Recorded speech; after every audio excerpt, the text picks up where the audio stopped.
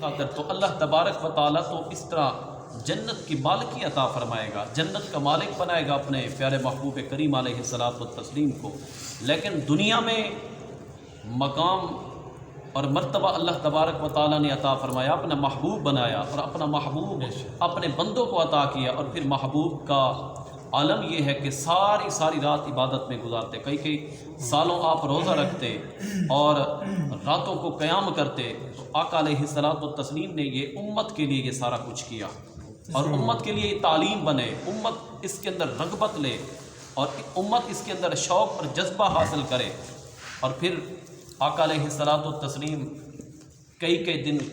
کھانا تناول نہ فرماتے، حالانکہ مالک کونین ہے وہ پاس کچھ رکھتے نہیں،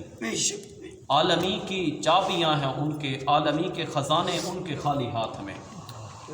اور اسی طرح وہ جتنا چاہیں نوازتے ہیں گروہ کو اوپر اٹھا کر، خدا نے ان کو گواہ بنایا، وہ آج بھی دیکھ رہے ہیں نگاہ رحمت اٹھا کر، اور وہ جتنا چاہیں نوازتے ہیں گروہ کو اوپر اٹھا کر۔ تو اس طرح آقا علیہ الصلاۃ والتسلیم نے، حضور نے فرمایا،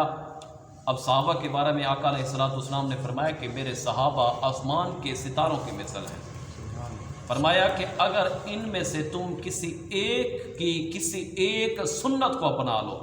کسی ایک طریقے کو اپنا لو تو تم فلاح پا جاؤ گے۔ اب صحابہ کرام جن کی کچھ تعداد بیان نہیں کی گئی،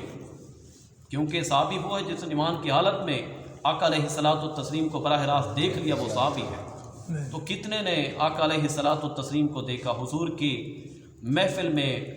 بیٹھے اور آقا علیہ الصلاۃ والتسلیم سے کلام کیا، تو اب ان کی تعداد کیسے بیان کی جاتی؟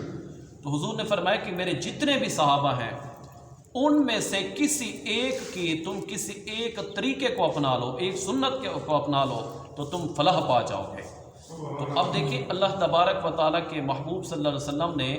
ہمیں فلاح پانے کے لیے، ہمیں راہ ہدایت پہ چلنے کے لیے، ہمیں کامیابی کے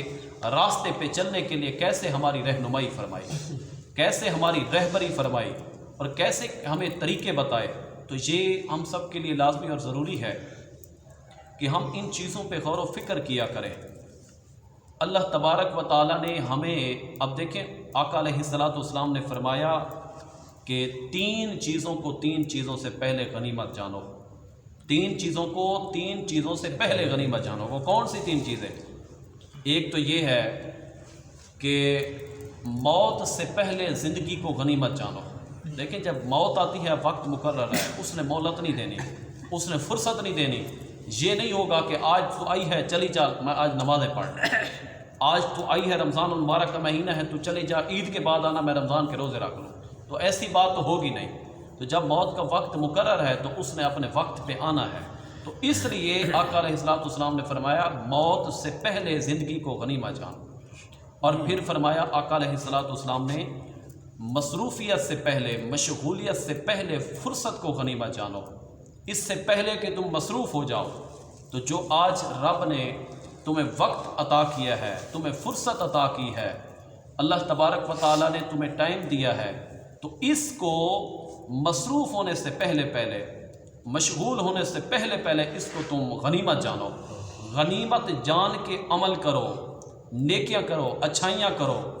اور ان کو اپنے لیے قیامت کے دن کے لیے ذخیرہ بناؤ۔ تو یہ نیکیاں، چھوٹی چھوٹی نیکیاں اگر انسان جمع کرتا رہے، تو آپ نے سنا علماء سے پڑھتے بھی ہیں کہ قیامت کے دن تو ہر شخص کو ایک نیکی کی ضرورت ہوگی۔ بے شک تو جب چھوٹی چھوٹی نیکیوں کو جمع کریں گے تو قیامت کے دن نیکیوں کا ایک ذخیرہ ہوگا۔ تو اس لیے فرمایا کہ مصروفیت سے پہلے فرصت کو غنیمت جانو۔ اور تیسری چیز آقا علیہ الصلوۃ والسلام نے فرمائی کہ غریب ہونے سے پہلے رب نے جو تمہیں رزق دیا ہے اس کو غنیمت جانو، اس کو غنیمت جانو۔ اور آقا علیہ الصلوۃ والسلام نے فرمایا کہ ہر حال میں تم میانہ روی اختیار کرو، اس سے پہلے کہ تم فقیر ہو جاؤ، تم مفلس ہو جاؤ، مفلسی تم پہ چھا جائے۔ تو جو رب نے رزق دیا ہے اسے غنیمت جانو، اور اس کو جس طرح آقا علیہ الصلوۃ والتسلیم کی گزری ہوئی زندگی ہے اور حضور نے جو طریقے بتائے ہیں، حضور نے زندگی گزارنے کا جو طریقہ بتایا ہے اس کے مطابق اپنی زندگیاں گزارو۔ تو ہر حال میں میانہ روی، منکتا صدا اعلیٰ منکتا صدا، تو کیا کرو؟ آقا علیہ الصلوۃ والسلام نے فرمایا کہ ہر حال میں میانہ روی اختیار کرو۔ تو ان تین چیزوں سے پہلے غنیمت جاننا ہے۔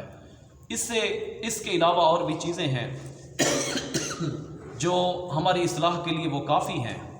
اور ہمیں کامیاب زندگی گزارنے کے لیے وہ چیزیں کافی ہیں۔ تو اگر ہم پڑھیں، ہم سنیں، ہم علماء کی، ہم صلحاء کی مجلس اختیار کریں، اس میں بیٹھیں، تو ہمیں ایسی قیمتی چیزیں ملتی ہیں کہ جو ہمیں زندگی سنوارنے کے لیے وہ کافی ہیں اور ہمیں فلاح کے لیے، ہمیں کامیابی کے لیے وہ چیزیں